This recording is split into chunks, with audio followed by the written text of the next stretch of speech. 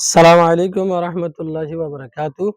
আয়া অনশন আরেকখান মাসালা হাজির এই মাসালা গান হইলে যদি গোসল হানাম মাদে ফরাদা তাকে দইলে সারডা গুতুন হনো মানুষ ন দেখে দইলে গোসল হানা ইন্ডিকা গোসল হানার ভিতরে উলঙ্গ অবস্থা তিয়ানি লেন্ডা ফোনা হনো হস সারা গোসল করানো জায়েজ আছে নাকি নাই? তাহলে দুরুল সুয়াল জবাব হবে দাল জবাব বিআউনিল্লাহি আযজা ওয়া জাল। শরীয়তের মাঝে ইন্ডিকা যদি ফারাদার সিস্টেম যদি তাকে দলে সারাটা করতে ফারাদা তাকে দলে গোসল হানার ভিতরে উলঙ্গ অবস্থার মাঝে গোসল করার নান জায়েজ আছে, কিন্তু হনকান হওয়ার বেড়াইরে গোসল করার নান আফজল বেশি। কিন্তু উলঙ্গ অবস্থার মাঝে গোসল করার নান জায়েজ আছে, কিন্তু ফারাদার সহিত গরার নান তারপরে হনকান হওয়ার বেড়াইরে গরার নান বেশি আফজল। কিয়াম হলে বুখারী শরীফের মধ্যে হাদিস আছে যে আন উম্মে হানিন রাদিয়াল্লাহু আন উম্মে হানিন বিনতে আবি তালিব আন্নাহা যাহাবতু ইলা রাসূলিল্লাহি সাল্লাল্লাহু আলাইহি ওয়াসাল্লাম আমাল ফাতহি ফাওয়াজাদতুহু ইয়াগতাসিলু ওয়া ফাতিমাতু তাসতুরুহু।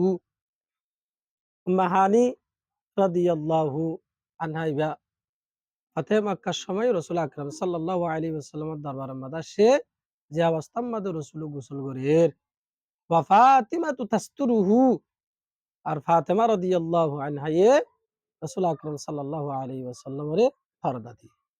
তাহলে হাদিসের দ্বারা সাহাবাদের পর্দার সহিত গোসল করার আফজল বেশি।